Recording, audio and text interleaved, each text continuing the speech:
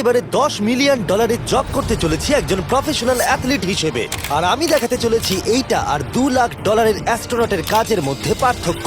এটা দুর্দান্ত। আর $1 লাখ দেওয়া হয় ডাইনোসরের হাড় খুঁজে বার করার জন্য। ও মাই গড! আরো অনেক জব দেখাবো, আর সব থেকে কম টাকার জব যেটা আমি খুঁজে পেয়েছি, গোল্ড প্যানিং, যাদের রোজগার বছরে $1। কিন্তু আমরা মিলিয়ন উপার্জন করব। একদমই নয়। বেসিক্যালি গোল্ড প্যানাররা এটার মধ্যে প্রথমে মাটি দেয়, তারপর জলের মধ্যে এটাকে নাড়াচাড়া করে, তার ফলে গোল্ড ফিল্টার্ড হয়ে নিচে পড়ে যায়। কিন্তু এটা সহজ নয়, কারণ 5 ঘন্টা খোঁজার পরেও আমি সত্যি বলতে কিছুই পাইনি। ও বয়েজ, আমি গোল্ড পেয়েছি। এই ছোট্ট জিনিসটার মূল্য কত হবে? এটা হবে 2 সেন্ট। আমি এটাই বলতে চেয়েছিলাম। সারা বছর এই কাজটা করে তুমি মাত্র $1 রোজগার করবে, কিন্তু সৌভাগ্যবশত আমরা সেই জব করতে চলেছি যেটা করে বছরে $10 মিলিয়ন রোজগার করা যায়। কিন্তু প্রথমে দেখা যাক যে কাজ করে মানুষ বছরে $1 লাখ রোজগার করতে পারে। মিউজিয়ামের জন্য ডাইনোসরের বোন খুঁড়ে বার করা।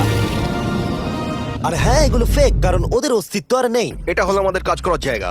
এগুলো কি সত্যি ডাইনোসরের বোন? হ্যাঁ একদম। আমি এখানে 17 সত্যি? বছর ধরে রয়েছি, আর আমি আমার কেরিয়ারে যত ধরনের বোন দেখেছি তার মধ্যে এটা সব থেকে বড়। এটা হলো থাই বোন, এই যে এখানকার, আর এটা 4 ফুট লম্বা। উদাহরণ হিসেবে এই যে একটা ডাইনোসর, তার সমান হলো 6টা কালকে ওপরে ওপরে দাঁড় করিয়ে দেওয়া। আমার হাইট 6'5". এগুলি মূলত মিনি জ্যাক হ্যামার। এই তো ভালোই করছো। ওর কোনো আইডিয়াই নেই ও কি হ্যাঁ, করছে। ওর কোনো আইডিয়াই নেই। আশ্চর্যের বিষয় হলো এটা করতে গিয়ে আমরা ভয় পেয়ে যাচ্ছিলাম। উপস। একটু সাবধানে। কাজটা একটু এগোতে আমাদের 5 ঘন্টা সময় কেটে গেল। তারপরে এক্সপার্টের সাহায্য নিয়ে আমরা কাজটাকে মোটামুটি এগোতে পারলাম। আমার গোটা কেরিয়ারে দেখা এটা হলো সব থেকে বড় একটা বোন। আর তুমি চাও এটাকে আমি আর কাল টাচ করি? একদম। যদি আমরা এটাকে খারাপ করে দিই? যশ, এটার ওয়েট কত হবে? মোটামুটি 2250 পাউন্ড? হ্যাঁ। এর ওজন তো নোলানের মায়ের 10 ভাগের 1 ভাগ। ও মাই গড, এটা তো দারুণ। এখন যেহেতু এই হাটটা এতটাই প্রাচীন, তাই আমরা এটাকে তোলার আগে ভালো করে সংরক্ষণ করলাম, না হলে এটা দুটুকরো হয়ে ভেঙে যেত। আশা করবো তোলার সময় এটা ভেঙে যাবে না। 1 2 3 Three. খুব ভালো। এদিকটা নিয়ে এসো। খুব ভালো। এই প্রথমবার কোনো মানুষ এটাকে বয়ে নিয়ে যাচ্ছে। একজন ইউটিউবার ডাইনোসর বোন নিয়ে যাচ্ছে। টেবিলের সামনেটা নিয়ে চলো। ঠিক আছে। 1 2 চলো। এই তো খুব ভালো। কাল তোমার হাতটা দেখবে। বিশ্বাস করবে কিনা জানি না, কিন্তু এই ডাইনোসর বোনটা তার জায়গা খুঁজে নিল একটা মিউজিয়ামে। আর যেহেতু মিউজিয়াম খুবই বোরিং হয়, তাই আমরা চলে গেলাম $2 লাখ জবে, নাসাতে অ্যাস্ট্রোনট ট্রেনিং। আর আমার প্রথম মিশন হলো একটা অফিসিয়াল লুনার রোভার চালানো। এটা নিশ্চয়ই একদিন চাঁদে থাকবে। হ্যাঁ, এটাতে করেই একদিন আমরা চাঁদে ঘুরে বেড়াবো। ওরা আমাকে কেন এটা চালাতে দিল? দরজাটা খোলো। আমি এটাকে কি করে চালাবো? ওই স্টিকটাকে সামনের দিকে করো। এক্ষুনি? হ্যাঁ, করো, সামনের দিকে করো। অন্য কেউ চালাও, ও আমাদের মেরে ফেলবে। আমার ভয় লাগছে। হ্যাঁ, ঠিক হচ্ছে। ও, এটা তো দারুণ। চলো এবং টুইস্ট করো। ডান দিকে? ডান দিকে বা বাঁ দিকে, যেদিকে খুশি করতে ও মাই পারো। গড, ওখানে তো কার আছে? এটা কি রাস্তায় চালানো লিগ্যাল? হ্যাঁ, এখানে রাস্তায় লিগ্যাল আছে। ও, এটা সত্যিই দুর্দান্ত। আমরা সাইড হয়ে যাচ্ছি কেন? আমি জানি না এটা কি করে সোজা চালাবো, আর আমার যেন মনে হচ্ছিল আমি ড্রিঙ্ক করে এটা চালাচ্ছি। কিন্তু তাও আমি এটাকে নাসার লুনার ট্রেনিং ইয়ার্ডে নিয়ে যাওয়ার চেষ্টা করছিলাম, যেখানে আসল টেস্ট ছিল। ও অফরোডিং। ও গড। ও, এটা তো খুব লাফাচ্ছে। তোমরা চাও এই হিলটা দিয়ে চালিয়ে আমি নিচে নামি? এটার মধ্যে কি কোনো সিট বেল্ট নেই? এখানে একটা সিট বেল্ট আছে, কিন্তু আমরা ইউজ করি হ্যাঁ, না। এখানে সিট বেল্ট আছে, কিন্তু কেউ ইউজ করে না। এটা জেনে ভালো ও, লাগলো। এটা তো খুবই স্টিপ। ও ওরে বাপরে, আমরা কি সত্যি নিচে নামবো? আমার সিট বেল্ট চাই এক্ষুনি। ও মাই গড। দাঁড়াও, আমরা হিল থেকে সাইড হয়ে থামাও, নামছি। থামাও গাড়িটাকে। ঠিক আছে, ঠিক আছে, তোমার হাতটা তুলে নাও যাতে ওরা দেখে আমি চালাচ্ছি। আরে ও তো সত্যি তুলে নিল। ঠিক আছে, আমি আরে, উঠে যাচ্ছি, নিককে না, দিচ্ছি। না, না, না, দাঁড়িয়ে এখানে পড়ো। বসো। না। আমরা কি ফ্রেটারে সাইড হয়ে নামবো? ধরো আমাকে, কাল। ধরো আমাকে। ল্যানান, আমি বলতে চাইছি তুমি চাঁদে কিন্তু সার্ভাইভ করতে পারবে না, না। আমি নিশ্চয়ই পারবো। এর পরের ট্রেনিং এ নাসা আমাকে দেখালো তাদের বিশাল স্পেস ফেসিলিটি। ওরে বাবারে, এটা হলো পৃথিবীর দ্বিতীয় বৃহত্তম পুল। সত্যি কথা বলতে মনে হচ্ছিল ওরা আমাদের কি ট্রেনিং দিচ্ছে, বিশেষ করে যখন আমাদেরকে স্পেস স্যুট দেখানো হলো। আমি যতদূর জানি তুমি একটা স্পেস স্যুট পরলেই তুমি অ্যাস্ট্রোনট হয়ে যাবে। কিন্তু এর মধ্যে একটা গন্ডগোল আছে। স্পেস ওয়াকে তোমাকে কি ডায়পার পড়তে হয়? তোমাকে 12 ঘন্টা স্যুটটা পরে থাকতে হবে। ওয়াও, এই নাও। এটা সত্যি একটা অ্যাডাল্ট ডায়পারের মতো। ওকে, আচ্ছা, একটু সাবধানে। হ্যাঁ। এটা হাতে তৈরি করা। এটা পরে কিন্তু অনেকবার স্পেসে ঘোরা হয়েছে। তার মানে আসল অ্যাস্ট্রোনটরা এটা মনে পড়েছে। রেখো, এই অ্যাস্ট্রোনটটা কিন্তু এর মধ্যে টয়লেট তুমি করেছে। কি এর মধ্যে টয়লেট করেছো? আমি না, এই স্যুটটা নয়। ঠিক আছে। ওকে, আমার পরের মিশন কখন শুরু হবে তুমি এখন থেকে 1 বছর পর কি করবে? ভেবে দেখতে হবে। ওকে ওকে। আমার ট্রেনিং এর ফাইনাল স্টেপে সবথেকে দুর্দান্ত জিনিসটা আমি করেছিলাম। ওরা আমাকে মুন টাচ করতে দিল। না না, এটাকে জোরে টানতে হবে। এটার ওয়েট 9000 পাউন্ড। এটার ওয়েট 9000 পাউন্ড। ভাই, দারুণ। পৃথিবীর মধ্যে এটা সব থেকে বড় চাঁদের পাথরের কালেকশন। আমার বিশ্বাসই হচ্ছে না এটা আমি করতে যাচ্ছি। তুমি এখন জানলে আমাদের ইউটিউব চ্যানেল আছে। হ্যাঁ। ও মাই গড, এগুলো সোজা মুন থেকে নিয়ে আসা হয়েছে। তুমি আমাকে এটা ছুঁতে দেবে, তার কত পার্সেন্ট চার্জ আছে? 0। গতকাল আমরা একটা ডাইনোসরের ফসিল খুঁজে বার করেছি, তাই আমি এই বিষয়ে এক্সপার্ট। আমি এটা টাচ করি, না। চেষ্টা তো করলাম। এই যে মেটেরিয়ালটা দেখতে পাচ্ছ, এটা হলো আসলে লুনার সয়েল। ও মাই গড, তুমি এখন চাঁদকে ছুঁয়ে ফেললে। ও, এটা তো দারুণ। তার মানে এই টিউবের ভেতরে চাঁদের মাটি আছে, আর এটাকে নিয়ে আসার পর খোলাই আর হয়নি। তোমরা চেক করনি তাহলে এর ভেতর তো এলিয়েনও থাকতে পারে। হ্যাঁ, চাঁদ থেকে আনা হয়েছে, তাই থাকতেই পারে। দাঁড়াও। থেকে এটা আমরা চাঁদ শুনলে? থেকে। আর তারপরে আমরা এলিয়েনরা যে সত্যি আছে এটা জানার পরে আমরা গেলাম স্ট্র্যাটোস্ফিয়ারে আমাদের পরের জব করতে। সেখানে নোলান আর কার্ল একটা প্লেন চালাবে। আমি আগে কোনোদিনও প্লেন চালাইনি। আমরা জানি না আমরা কি করছি। প্রথম দিনের ফ্লাইট ট্রেনিং এ তোমাদের স্বাগত। আমি মজা করছি না, ছেলেরা প্রথম প্লেন চালাতে চলেছে, তাও আবার মাত্র একবার এই ফ্লাইট সিমুলেটরে প্র্যাকটিস করার পরে। আচ্ছা, এটা হলো আমাদের থ্রটল। এটা পেছন দিকে টানলে এটা স্লো হবে, ঠিক এইভাবে। ও মাই গড, আর নোলান ক্র্যাশ করার পরে, ক্র্যাশ করার পরে এবং ক্র্যাশ করার পরে, তুমি প্লেনটাকে ক্র্যাশ করে দিলে। তারপরে যদিও সে সাকসেসফুলি ল্যান্ড করিয়েছে, আর সেই কারণেই সে আসল প্লেন চালাবার অনুমতি পেল। বাপরে আমার খুব ভয় এই, লাগছে। তুমি এটা করতে পারবে না নোলেন। প্লিজ তুমি আরো ভালোভাবে প্র্যাকটিস করে এসো।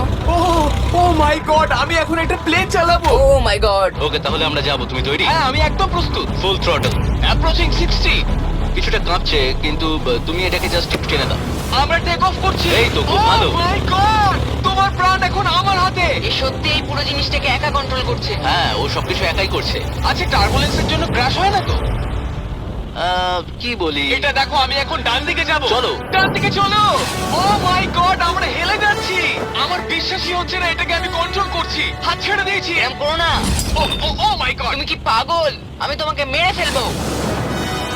ঠিক আছে, আমরা ওখানে যাব, তারপর ফিরে এসে ল্যান্ড করব। ও মাই গড, এবার কি হবে? এই একটাই জিনিস যেটা সব মানুষের কাছে বড় চ্যালেঞ্জ। ঠিক আছে, এবার আমি নামছি। আমার মেন্টাল হেলথ এখন একদম ঠিক নেই। এই জায়গাটায় আমি সবসময় সিমুলেটরে ক্র্যাশ হয়ে যাচ্ছিলাম। ও গড, আমরা এখন ওই রানওয়েতে ল্যান্ড করতে চলেছি। ও মাই দাঁড়াও, গড, দেখো আমরা মাটির কত কাছে, তাই না? ধরে রাখো, ধরে রাখো, নিচের দিকে করে সোজা ধরে রাখো। ও মাই গড। সাবধানে শটলের উপর হাতটা রাখো। তোমাকে এটা পেছনে টানার জন্য অপেক্ষা করতে হবে। দীর্ঘ নিঃশ্বাস নাও। এবার আমরা নামছি। আমরা নেমে পড়েছি। তুমি করে ফেলেছো, ভাই। আমি একটা প্লেন ল্যান্ড করালাম। ও মাই গড। ও বলছিল আমি পারবো না, কিন্তু আমরা এখনো বেঁচে আছি। তুমি আমাকে মেরে ফেলোনি। আমি সত্যি অবাক হয়েছিলাম যখন আমি শুনেছিলাম বছরে $1 মিলিয়ন রোজগার হয় হ্যান্ড মডেলিং এ। কিন্তু সেটা তখনই হবে যখন আপনি পৃথিবীর হাইস্ট পেড হ্যান্ড মডেল হবেন। এ একজন ডাক্তারের থেকে 5 গুণ বেশি রোজগার করে লোকেদের নিজের হাতের ছবি দেখিয়ে, আর এ অনেক কাজ করে। আপনারা যে সমস্ত ব্র্যান্ডের নাম শুনেছেন মোটামুটি সব ব্র্যান্ডের হয়ে কাজ করেছে। সে পারিশ্রমিক হিসেবে $1 মিলিয়ন করে নেয় পার হ্যান্ড। আমি আর অপেক্ষা করতে পারছি না কখনো এটা করবে। প্রথমে ও আমাদের হাত এক্সামিন করবে। আমার মনে হয় না আজকে আমার দিনটা খুব একটা ভালো কাটবে বলে। ওকে, আমি যেটা দেখতে পাচ্ছি তোমার নোকের ওপর অনেক কাজ করতে হবে। ঠিক বলেছো। একদম। ওর হাতটা বাজে, বুঝলে? দেখো এর হাতে কার্লের থেকে কত বেশি লোম আছে। এর জন্য কি আমি বেশি টাকা পাবো? স্কিন টেক্সচারটা তোমার থেকে ওর অনেকটা ভালো। তুমি কি ঠিক করে দিতে পারবে? জানি না, যদি কিছু মিরাকেল হয় তাহলে হবে। আমি এখনো তোমার হাতটা দেখিনি জিমি। তোমার হাতটা তো গ্লো করছে। এটা তোমার হাতটা দারুণ। এত গ্লসি কেন? আমি জানি না আমার আঙুলের স্ট্রাকচারটা কি ঠিক আছে। হ্যাঁ, এগুলো তো বেশ ভালো, কিন্তু এখানে একটু সমস্যা আছে, স্কিন সমস্যা আছে, কিন্তু এগুলো ঠিক করা যাবে। আমাদের হাতের উপরে অনেক কাজ করতে হবে, তারপর আমরা শুটের জন্য তৈরি হয়ে যাব, যেটা আমার আর কার্লের জন্য খুবই ইজি ছিল, কিন্তু লেজারের জন্য অতটাও নয়। ও গড। ভাই এই লোমগুলো দিয়ে তুমি দারুণ জিনিস বানাতে পারবে। এই চুলগুলো আমার সঙ্গে সারা জীবন ছিল, কিন্তু চাইলেই এর সাহায্যে $1 মিলিয়ন উপার্জন করতে পারো। আর এখন যেহেতু আমার হাত আগের মতো নেই, তাই আমরা একটা ম্যাগাজিনের জন্য মডেল হতে পারলাম। এই ছবিগুলো সারা আমেরিকায় বিলবোর্ডেতে দেখানো হবে এই ওয়াচগুলো প্রমোট করার জন্য। এটা কিন্তু খুব কঠিন। হ্যাঁ, আর বেশি চাপ নিও না। ওকে, মানে ঘড়িটাকে দেখতে ভালো লাগছে। সত্যি কথা বলতে আমি ভেবেছিলাম এটা ইজি হবে, কিন্তু আমরা সত্যি খুবই বিচ্ছিরি ভাবে এটা করলাম। মনে হচ্ছে যেন কোনো সাপ এই ঘড়িটা পড়ে আছে। ভাই এটা খুবই শক্ত। তুমি একবার করবে, এটার সাথে পার্থক্য দেখবো। ও কি দুর্দান্ত। তোমার হাত নড়েনি তাই প্রোডাক্টটা দারুণ দেখা যাচ্ছে। ভালো মডেল হওয়া মানে একটা ঘড়ি পরে নিলাম তাই নয়, মাঝে মাঝে মডেল হিসেবে তোমাকে অদ্ভুত জিনিসও করতে হয়। তুমি ভয় পাচ্ছ কেন? কারণ অফ ক্যামেরাতে হাতে একজন সাপ আরে ধরে ভয় পাওয়ার আছে। কি আছে? চিন্তা করো না কার্ল, চিন্তা করো না। ওর হাতটা এখানে রাখো যাতে ওর মাথাটা একটু সাপোর্ট পায়। হ্যাঁ একদম। এর মাঝে আমি একটা জিনিস ঢোকাতে চাই, সেটা হলো ইমোর্টালস অফ অ্যাভিয়াম। এরা এই ভিডিওর স্পন্সর। একটু এখানটা ধরো। হ্যাঁ ঠিক আছে। এখন এই মডেলিং করছে একটা ওয়াচ, একটা স্নেক আর এই গেমটার। ও এটা দেখো, এটা দুর্দান্ত লাগছে।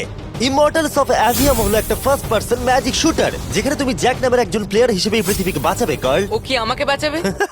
এবার আমি চাই তুমি এই গেমটার এক্সবক্স ভার্সনের মডেল হও, একটা স্করপিয়ন নিয়ে। না ভাই, এই দেখো, তুমি ঠিক এটাকে এইভাবে ধরবে। আচ্ছা এটা হাতে ধরাটা সেফ তো? হ্যাঁ, একদম ঠিক আছে, একদম। নাও নাও নাও, যা বলার বলে দাও, Okay, বলে দাও, আর ও, ফটো তুলে ঠিক নাও। আছে, তুমি এই গেমে ডিফারেন্ট টাইপের 25টা ম্যাজিক স্পেল পাবে আর 80টা ডিফারেন্ট ট্যালেন্টকে আনলক করতে পারবে নিজের ক্যারেক্টারকে কাস্টমাইজ করতে। ইমমর্টালস অফ অ্যাভিয়াম এই ফটোটাকে পছন্দ করবে কার্ল? ইমমর্টালস অফ অ্যাভিয়াম আশা করি পছন্দ হবে। কার্ল, আর কিছুক্ষণ এটাকে ধরে রাখো, তারপরেই আমরা এনএফএল প্লেয়ার্স হয়ে যাব।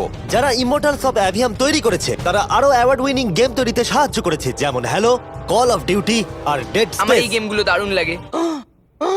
ও, এটা তো নড়ছে। আর দারুণ জিনিস হলো ওরা আমাকে এই গেমের বস করেছে, আর যদি তুমি আমাকে মারতে পারো তাহলে এই গেমের যে কোনো বসের থেকে বেশি গোল্ড পাবে। ও না, আরে চিন্তা করো না, আরে ওর ভয় দিকে পেও না। তাকিও না। ইমমর্টালস অফ অ্যাভিয়াম এখন এক্সবক্সে ফ্রি ট্রায়াল দিচ্ছে, তার সাথে PS5 এও আর স্টিমেতেও ফ্রি ডেমো অ্যাভেলেবল মনে আছে। হচ্ছে তুমি যে আমার পারবে, ভেতর ঢুকে তুমি গেছে পারবে। নাকি হাতের তলায়। আমরা এতটাই বাজে করছিলাম যে একজন হ্যান্ড মডেলকে আনাতে হলো যাতে স্পন্সররা এই ফটোগুলোকে অ্যাপ্রুভ করে। ডেসক্রিপশনে দেওয়া লিংকে ক্লিক করো যদি তোমরা এক্ষুনি ইমমর্টালস অফ অ্যাভিয়াম খেলতে চাও। আমি আর হ্যান্ড মডেল হতে চাই না, আর যদিও আমাদের ফটোগুলো অতটা ভালো ছিল না, তবুও গোটা দেশের বিলবোর্ডে সেগুলো স্থান পেল। আর এবার হলো শেষ কাজ, যেটার জন্য বছরে $10 মিলিয়ন রোজগার করা যায়। একদম ঠিক, আমি জয়েন করতে চলেছি লিটারালি NFL। এটা আমার একটা স্বপ্ন ছিল।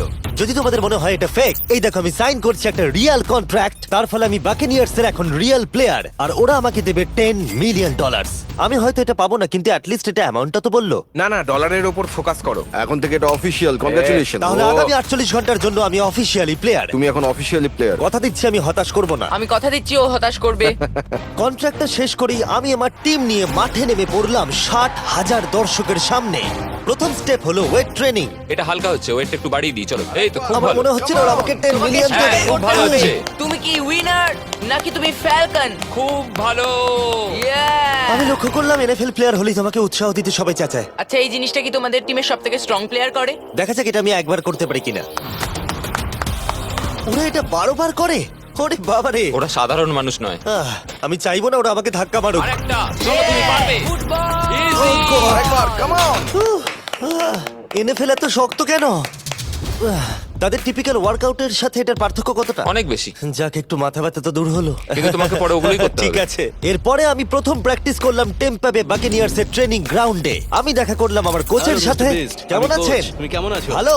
আর আমার নতুন টিমমেটদের দেখা সাথে। করে খুব ভালো লাগলো ভাই। আমার নাম শেখ। আমার তোমার ভিডিও খুব ও, ভালো সত্যি? লাগে। তারপর ক্যান্ডি বার আর হ্যাঁ কালকেও। আর আমার নতুন টিমমেটরা বিশ্বাসই করছিল না আমি সত্যি করে টিমে সাইন করেছি, তাই আমি আমার কন্ট্রাক্টটা ওদের দেখালাম। এটা একই তো যাতে তোমরা সাইন তুমি তো করেছিলে? দেখছি আমার থেকে বেশি টাকা পাচ্ছ গো। আমাকে এত কিন্তু তুমি দেওয়া হয় পড়লে না। দেখতে পাবে 48 ঘন্টার মধ্যে ক্যান্সেল না করলে কিন্তু ও, আমরা ক্যান্সেল হ্যাঁ। করে দেবো। দেখো এখানে যদি আরো আমি অনেক সঠিক কিছু বলি। লেখা আছে। যাই হোক অফিশিয়ালি তুমি এখন আমি আমাদের জানি, টিমে। Thank you. কিন্তু আমার অন্য তোমাকে এখন টিমমেটরা অনেক ওখানে খাটতে আছে। হবে। ওদের কাছে আমাদের বাচ্চা মনে হচ্ছে, ওরা খুবই লম্বা। একবার ওর হাইটটা তো দেখো। সত্যি কথা বলতে এর আগে আমি কখনো ফুটবলই খেলিনি, তাই ওরা আমাকে একটা কিক মারতে দিল, যেটা আরিয়া! ও, আমি বিচ্ছিরি ভাবে করলাম। মিস্টার বিস্ট আজকে সারাদিন প্র্যাকটিস করো, কালকের মধ্যে রেডি হতে ঠিক হবে। বলেছো, ঠিক বলেছো। আমি চেষ্টা করছি।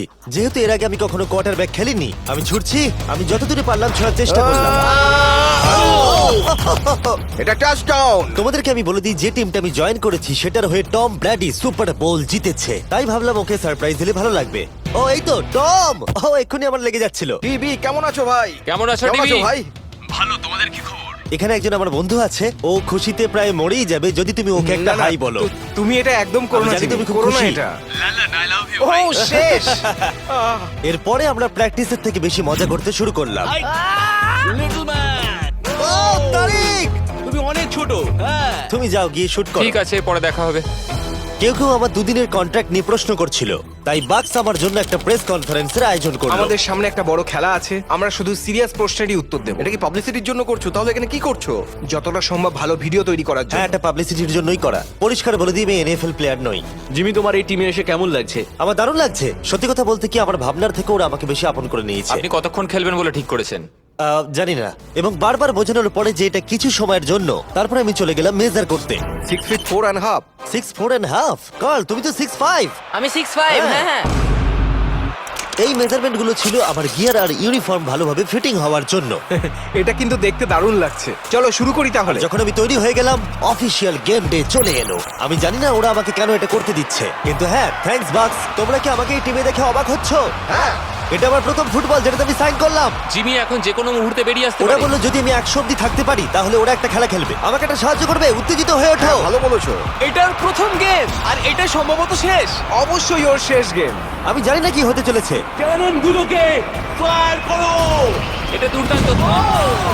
আর যেহেতু আমি একমাত্র এই এনএফএল গেমেতেই অংশগ্রহণ করছি, তাই টিম আমাকে লিড করবার সুযোগ করে দিল।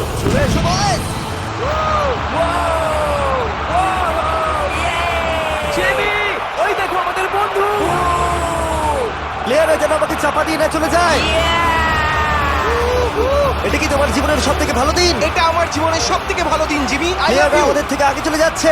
জিমি এখন এনএফএল প্লেয়ার। কেমন আছো তোমরা? আমি তোমাদেরকে হতাশ করবো না, যদিও সম্ভবত আমি খেলবো না। Love you. দেখো কি বড় একটা প্লেন।